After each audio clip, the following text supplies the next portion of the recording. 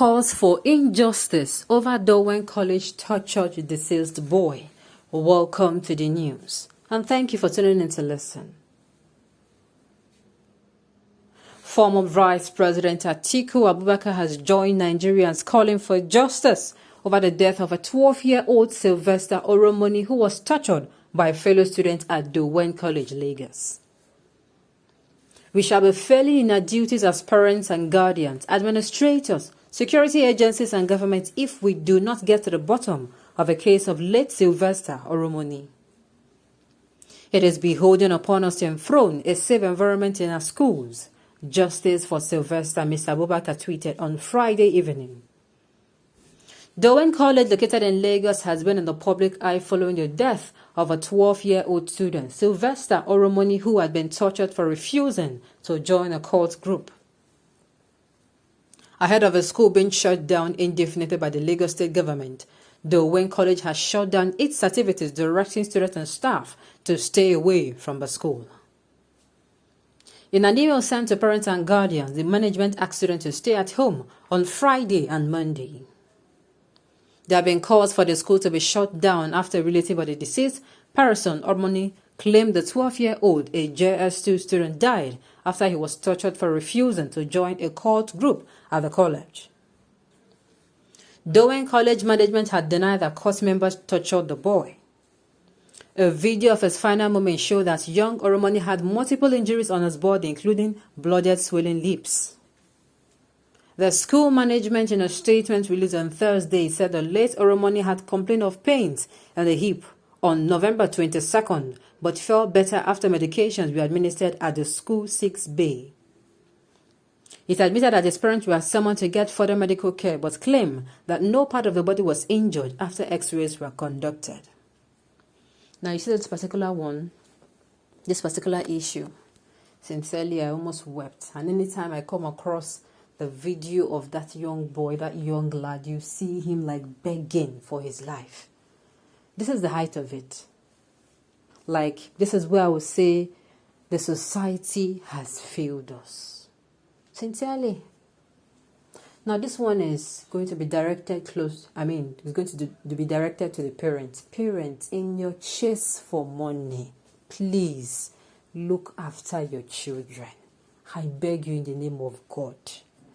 In your chase of money, okay, you are making this money so that you can make the life of these children better.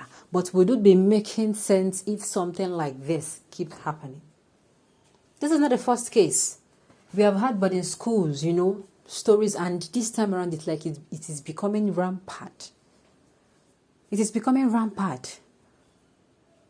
Now, there is something I always say. Your action is going to stimulate a reaction. Your action as a parent, maybe you go to work, maybe even when your children, these people are even in boarding school, what am I saying? Your children, you don't give them time, you don't give them attention, you don't look at them, you don't know the kind of life they live outside the school premises. Some parents, even when their children come home, they still, send them for lessons and all of that. Then when do you not get the time? When do you get the time to sit down with your lads and communicate with them? When do you get the time? Look, it is not by God forbid, or I didn't raise him like that. Today, any opportunity you give to the society, to any chance, at any point you feel in your duties as a parent or as a mother, a father, a guardian, let me remind you the society is there to fill the gap. And of course, we can see how the society is doing. The society that calls evil good and good evil. You don't leave it a chance. You don't. And this one is now a calling. If you hide your children now with a mindset of, because news is going around that this particular lad, now that was killed, people who are involved in this particular case, that is the so-called cult group now, members of a cult group, that their family are trying to fly them out. Do you know what? If you fly them out, you are applauding them. To be sincere, they are juveniles. Let them come out and face. That is the best. It is going to be painful, but it's going to be the best thing you can do for them. Flying them abroad, they will go there and they will join the one that you will not even be able to talk. You will not. in chasing money, looking for money to take care of those children God has blessed you with, please do not forget your primary assignment. They are responsibility. They are your responsibility full time. You will answer on each of them. If you cannot combine taking care of them and your work, it is better. It is better that you don't have children than you have and you feel in your responsibility to give them good upbringing. Like, apart from that, this society now will still mock you. The thing is, God will still ask you. God, you will answer it. You were the one that brought this child, and you could not give him the attention. So, people are going to be saying, oh, people come out and say the parents of those involved, they should not fly. Yes, so if you fly them out, do you know what they're going to do there?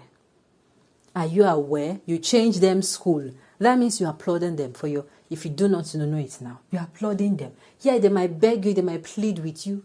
Let the state take, so that when they go and, whatever rehabilitation they give to them, whatever kind of discipline they give to them, they would come to understand that what they did is wrong.